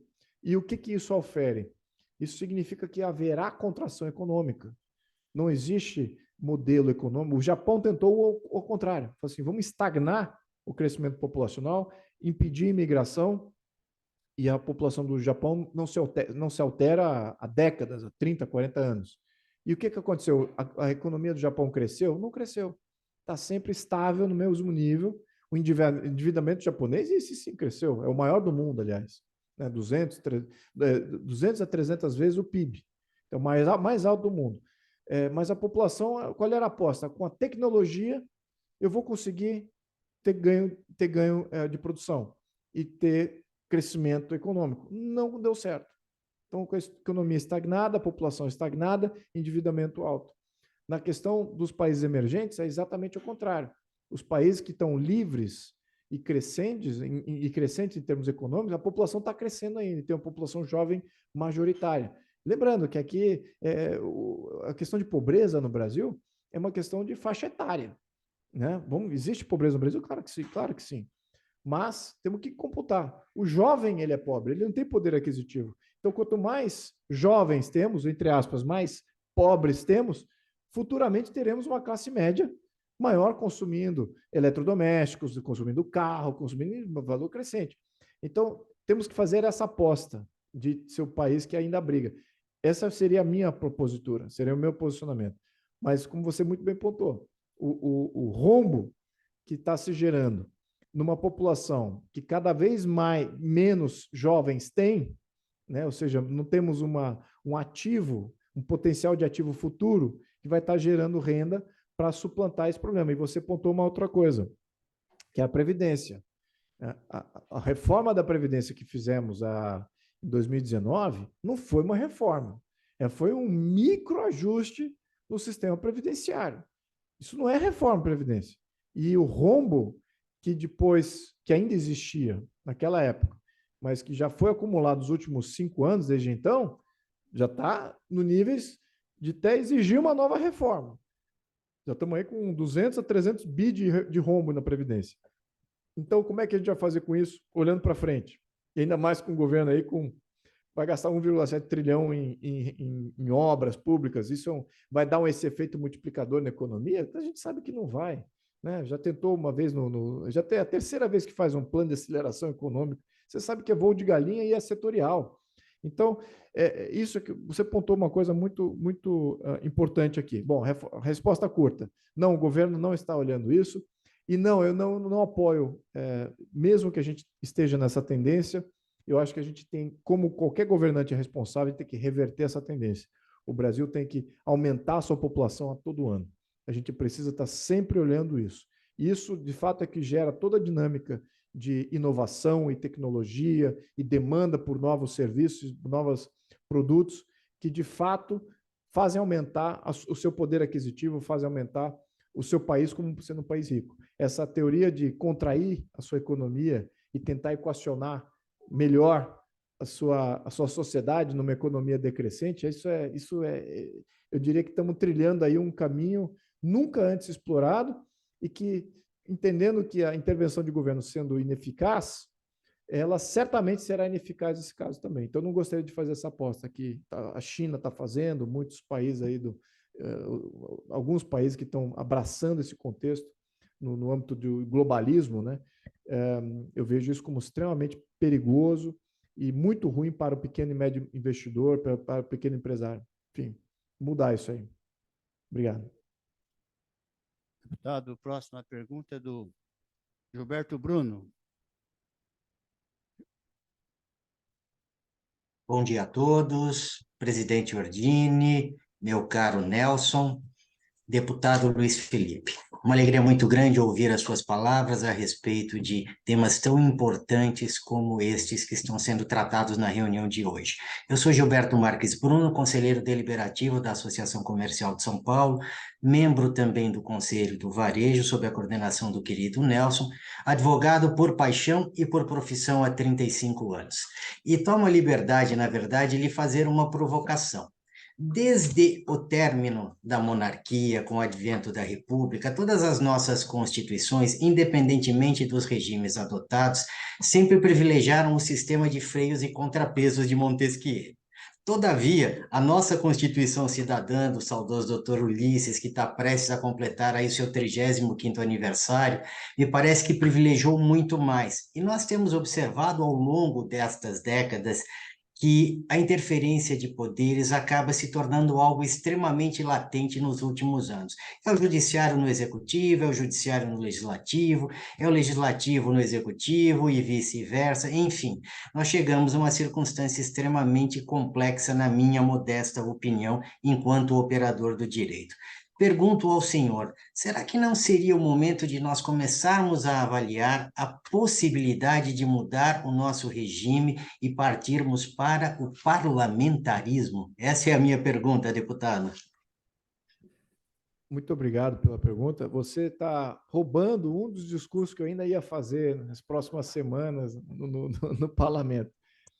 Eu defendo o parlamentarismo, sou aberta, já escrevi sobre isso, me posiciono sempre favorável, todas as intervenções que eu faço é contra o presidente de Câmara que entrega o parlamento ao executivo. E eu até pontuo aqui em questões que vão próprias de um parlamentar. O que eu comento ali? As discussões que nós temos em comissão, por exemplo, comissão de segurança, temos vários parlamentares que se interessam pelo tema de segurança. Comissão de Relações Exteriores, temos vários parlamentares que se interessam pelo tema de Relações Exteriores. Comissão de Justiça e Cidadania, vários parlamentares. Em cada um de um pool de 513 deputados, nós temos várias pessoas capacitadas, além dos seus assessores, passando juízo de política pública. Aí eu fico pensando, será que eles têm o mesmo debate no Executivo? Será que o Ministério da Economia é melhor aqui do que o que está acontecendo aqui nessa Comissão de Finanças e Tributação, ou Finanças, Fiscalização e Controle? Será que eles têm esse debate lá dentro? Certamente que não. Então, o Executivo é uma parte menor de um debate muito mais amplo que se tem no Parlamento. Está nítido isso para um parlamentar de primeiro mandato. Quer dizer, peraí, então quer dizer que a população quer esse plano radical aqui do Executivo e todo esse debate que está tendo aqui no Legislativo não serve para nada? E esse debate no Legislativo é rico, tem várias nuances, aborda toda a temática ideológica e cria síntese, bota tudo a voto? E estamos aqui abraçando um plano radical do Executivo que nem foi a voto, efetivamente falando. Então, veja como o parlamentarismo é muito mais eficiente na discussão de política pública do que qualquer coisa que venha do Executivo. É absurdo o gap assim, de quem que tem hoje é parlamentar, fala assim, pô, mas não é possível. Se eu fosse o Executivo hoje, eu estaria pensando, caramba, tem mais deputado qualificado do que eu tenho assessor qualificado aqui em qualquer ministério. E olha os ministérios aqui que nós temos esse governo. Não é muito difícil a gente achar melhores qualificados em qualquer lugar. Certamente no parlamento teríamos os assessores parlamentares, tanto da Câmara quanto do Senado, são hiper qualificados. Mesmo que o deputado seja um desqualificado qualquer, semi-analfabeto, os assessores parlamentares são hiper qualificados. Enfim, então você tem uma série de... E a maioria vence. O deputado, como vontade própria, individual, não serve para nada. O deputado é 1 sobre 513. Mas um deputado pode resistir e pode criar problemas ali. Mas, independente disso, tem uma camada abaixo que faz uma chancelaria muito boa. Então, o parlamentarismo, na minha opinião, é o caminho. Esse presidente, eu achava que o Lira ia ajudar nesse sentido, muito pelo contrário, ele está fomentando cada vez mais o plano centralizador, de comando e planejamento central do Executivo. Isso vai dar errado se lograr sucesso. Não existe planejamento central que deu certo no mundo. A União Soviética é um exemplo, a própria China foi um exemplo. Descentralizou através das zonas de interesse econômico, a partir do Deng Xiaoping, depois que Mao Tse Tung morreu. Então, temos que abraçar um contexto que centralmente sejamos mais fracos do que somos hoje. E o governo atua no sentido totalmente oposto, que o planejamento central é o caminho, e o dirigismo, e o estatismo, e mais dinheiro, mais arrecadação no controle do Poder Executivo, que ele que vai saber o que fazer, a revelia de qualquer debate frutífero que está tendo no parlamento. Enfim, esse é o caminho, sim. Mas espero que eu tenha conquistado talvez mais um apoiador do parlamentarismo aqui com esse pronunciamento. Mas muito obrigado. Vou fazer lá no parlamento também, tá? Obrigado. Obrigado. Bem, senhoras e senhores, estamos... o Marcel... desculpe, o Marcel Faria também, por gentileza, a palavra está contigo.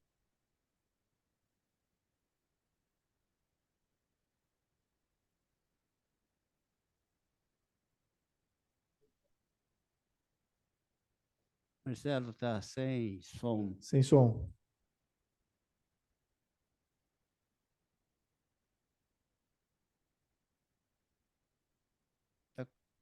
Conseguiu, Marcelo? Estão me ouvindo agora? Agora sim. Certo. Um bom dia a todos, bom dia, deputado Luiz, que é Marcelo Faria, do ILISP, Instituto Liberal de São Paulo. Nós já nos falamos mais de uma vez, inclusive lá no lançamento do nosso projeto no Congresso.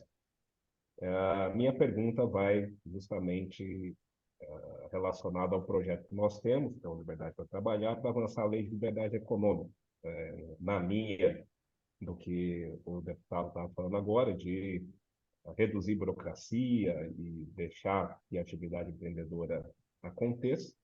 A lei completa 4 anos essa semana e o avanço nos estados e municípios ainda é bem lento. Então, o Paraná acabou de avançar, na última quinta-feira o governador sancionou finalmente um decreto lá, depois de quase 4 anos para regular a lei.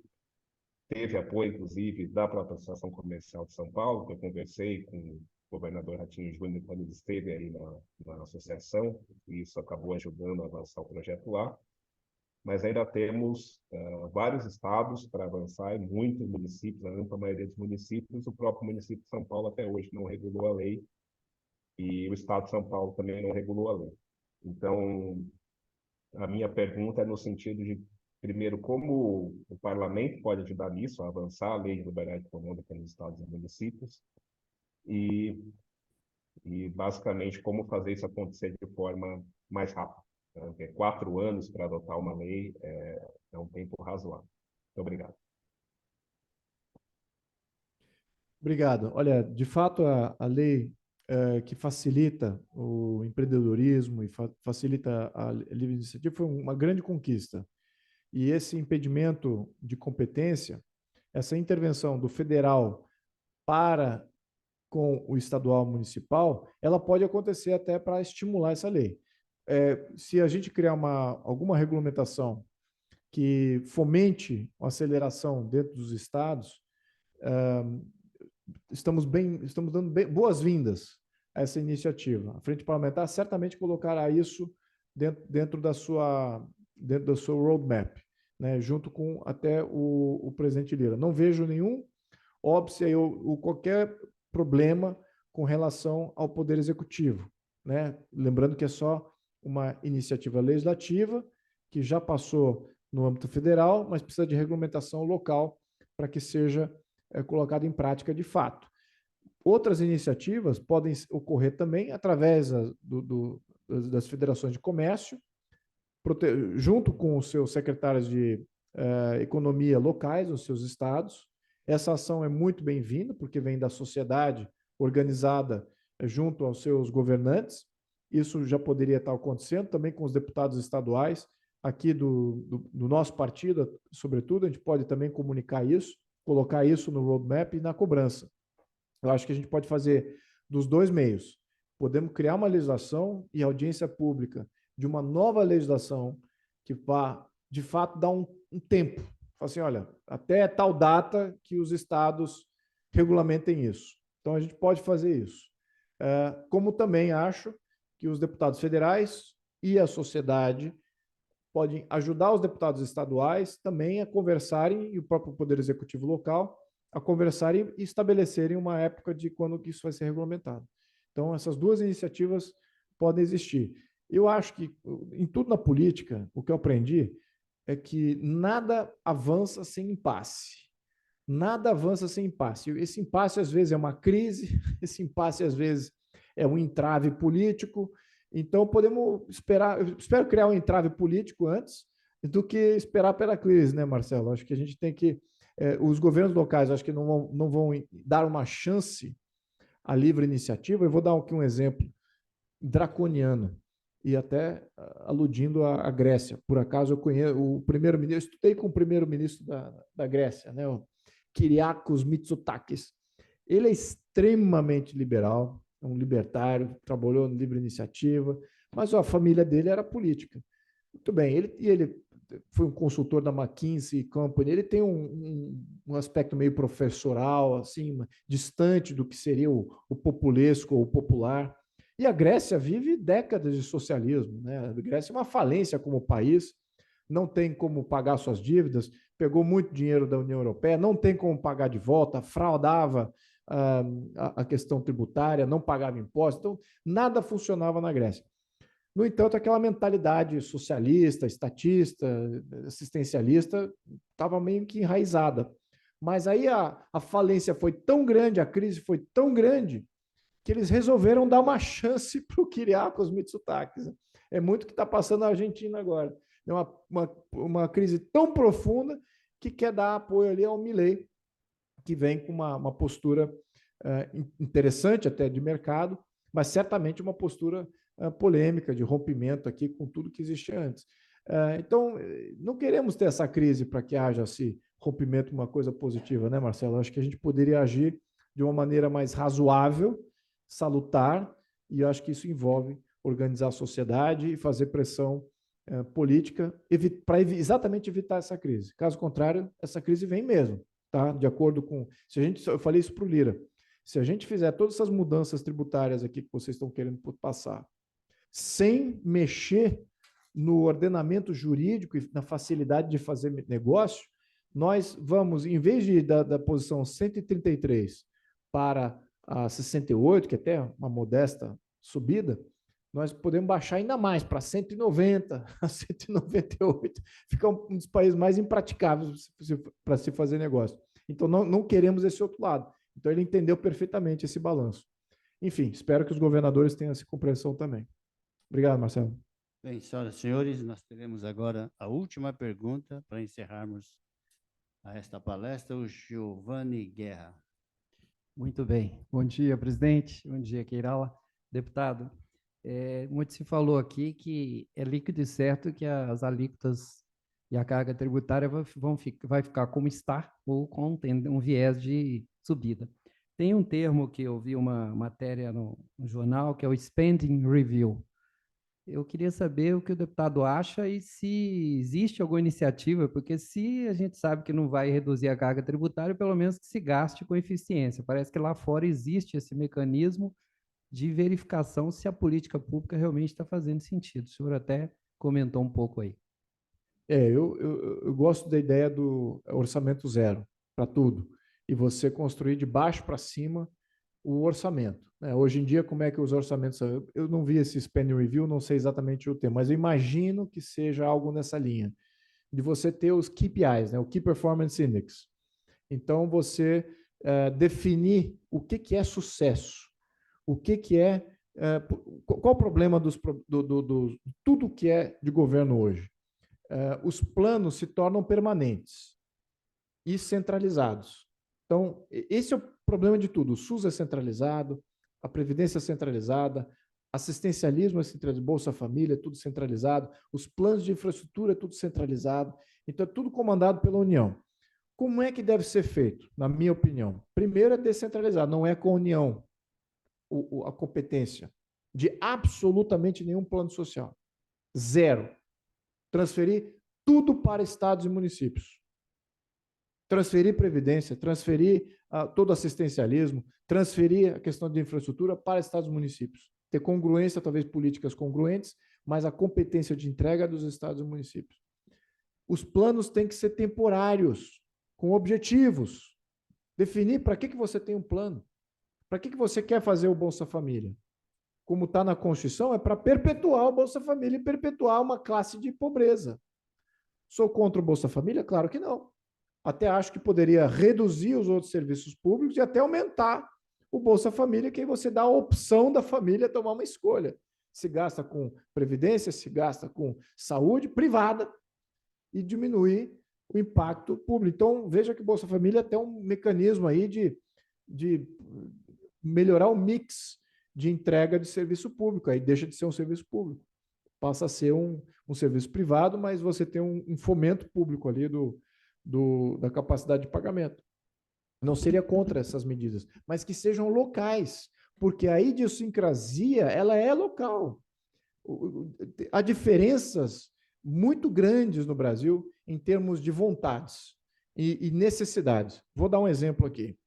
Vou me estender nesse tema porque é importante. A pergunta é pontual e eu já tenho até proposta com relação a isso que o senhor mencionou. Imagine o seguinte, imagine aqui São Paulo. O meu bairro é um bairro em que praticamente não tem jovens, né? A maioria são 40, 50 plus, Bairro Cerqueira César, Jardim Paulista, etc. Arrecada ali 10 bi, no meu cálculo, 10 bi dos 50 bi do orçamento municipal, 10 bi vem de um bairro onde não há uma necessidade de escola pública. Mas por que constitucionalmente, é obrigado a gastar em escola pública? Não faz sentido nenhum. A maioria daquele bairro também não gasta e não tem necessidade com serviço de saúde público, gasta saúde privada. Então, por que aquele orçamento, que é daquela região especificamente, tem que fomentar esse tipo de gasto? Veja como, se a gente localizasse isso e as decisões fossem mais locais, nós teríamos muito melhor alocação de recursos. Onde que eu acho que o bairro está precisando? Esses bairros? Segurança. Nós precisamos de um âmbito seguro para que aqueles que já estão na terceira idade, para empreendedores, para aqueles que acumulam riquezas, para aqueles que têm sucesso, eles morarem seguramente. Senão eles vão morar em outro país. É isso que eu acho que é importante. Mas eu não quero entrar aqui no tema. Só estou dizendo que a alocação de serviços públicos e do financiamento desses serviços tem que ser local. O que a União pode fazer? Pode criar fundos, pode criar auxílios e algumas coisas pontuais, baseado em Key Performance Index. Né? Por quanto tempo isso vai ter, quanto que vai custar. Então, tem uma previsibilidade, como a maioria dos países tem isso, ao menos os desenvolvidos, que conseguem fazer equilíbrio sustentável. O jeito que nós temos, nós não temos nenhum equilíbrio disso. Nós criamos um plano assistencialista e isso fica para sempre e ninguém consegue dizer se está funcionando ou não. Não tem tempo de expiração. E a população também não pode remover esse plano. Como em outros países, por exemplo, eu particularmente morei na Suíça um tempo e quando fui morar lá, estavam revogando a política pública de de ministrar drogas para aqueles que estavam na Cracolândia deles lá. Então, o suíço, na toda a sua civilidade, isso não pode ser assim, temos que criar um espaço e o Zurique vai ajudar a esses drogados a se drogarem, porque teria menos mortos nas ruas, menos mortos nos nossos lagos e atropelados nas nossas ruas, e que era o que estava acontecendo. Então, eles regularam isso por referendo. Aí eles viram que deu errado. A gente liberou droga, deu errado, gerou um problema maior ainda. Eles fizeram um referendo, vou tirar isso, não queremos mais isso aí, queremos repressão de tráfico e queremos repressão do uso de droga. É o que está dando certo até hoje. Enfim, mas isso por iniciativa popular, um plano assistencialista que nasceu e morreu por iniciativa popular. Isso nós não temos no Brasil. É tudo um burocrata ou um político que vem com uma ideia mirabolante, cria ali um imposto para sustentar isso, isso fica para sempre. E isso vira bastião de corrupção. E, aliás, pontuo, a maior transferência de renda que está acontecendo no Brasil, e distorção, é essa entre o Sul-Sudeste e o Norte-Nordeste, em que a maior parte dos recursos que são acumulados no Sul-Sudeste são surrupiados por Brasília e distorcidos, e investidos distorcidamente nas oligarquias que dominam o Norte e Nordeste. Está chegando na ponta? O IDH do Norte e Nordeste tem mudado nos últimos 20 anos? Continua ali. Então, o que é? Alguém está ganhando centenas de bilhões todo ano. Alguém está ganhando. Não é a população, se o IDH não tem um crescimento, um efeito muito grande. Certamente o IDH do Norte e Nordeste continua uma metade do que é do Sul-Sudeste. Então, peraí, que política pública é essa? Qual é a efetividade do que vocês estão fazendo?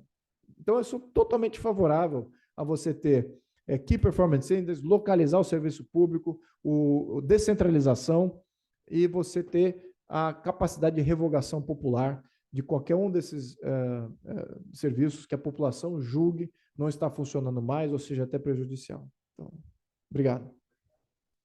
Bem, senhor deputado, senhoras e senhores, estamos encerrando esta palestra do deputado federal Luiz Felipe de Orleans e Bragança. Agora, para suas considerações finais, deputado. A palavra está livre. Olha, eu primeiro gostaria de parabenizar todos vocês por se manterem fiéis à causa, manterem sempre no respaldo aqui da economia brasileira. O Brasil precisa de vocês, precisa dessa federação, e isso é importante, dessa associação, desculpa. Precisa de toda a ação que vocês representam, do diálogo que vocês travam aqui e do seu empenho em convencer a parte mais fraca. Quem é a parte mais fraca? São os meus colegas, os deputados. Vocês não entendem e talvez não compreendem ainda o impacto que vocês têm na formação de opinião desses nobres colegas, que dependem de opinião qualificada, de quem está sofrendo na ponta, efetivamente, com todas essas políticas públicas, seja ela na demasia ou na falta. Então, mais poder para vocês, mais força para vocês, contem sempre comigo e espero ter melhores notícias numa próxima reunião. Muito obrigado a todos.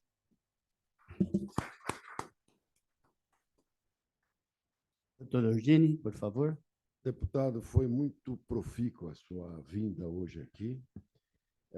Ajudou a desenvolver o raciocínio. O senhor, com muita didática, abordou todos os temas, trazendo, inclusive, para que nós confirmemos o seu conhecimento sobre o Brasil. Isso é de família. Eu sou um dos maiores admiradores de Dom Pedro II. Acho que o Brasil deve muito mais para ele do que a história tem trazido, infelizmente. Mas um dia há de ser reconhecido, ainda que tardiamente. Mas, independentemente dessa nossa opinião pessoal, o senhor trouxe hoje aqui um conhecimento e que merece o nosso apoio. E eu gostaria de dizer que esta casa está à sua disposição. O sistema de associação comercial hoje compõe no Brasil 2.500 entidades aproximadamente. São 27 federações e uma confederação em Brasília, que hoje tem uma sede que eu, embora não seja o presidente é o Alfredo Kotait, e ele tem esta mesma visão, aliás, foi presidente da última gestão aqui conosco, e o Alfredo também prima por isso. Por isso, o senhor pode contar com um sistema que tem essa liberdade e o mesmo pensamento, a defesa da liberdade de empreender e da livre iniciativa. Nós só acreditamos na economia de mercado, como o senhor discorreu muito bem e trouxe informações. Eu não vejo em nenhum lugar do mundo onde a centralização, seja de uma forma de direita ou de esquerda, deu resultado para a população. E o cidadão mora no município. Portanto, é exatamente lá que devem ser envidados os esforços. Mas queria, como reconhecimento à sua vinda aqui, lhe passar uma medalha da nossa casa, que é uma medalha da amizade. E ela é dada para pessoas como o senhor, que trazem e colaboram com a nossa entidade e com os nossos associados. Gostaria de agradecer a presença de todos, dos nossos companheiros do lado de lá da telinha e, principalmente, a vocês que estão aqui presentes. Muito obrigado a todos e obrigado, deputado. Muito Portanto, obrigado. senhoras e senhores, damos como encerrada esta reunião. A todos, muito obrigado.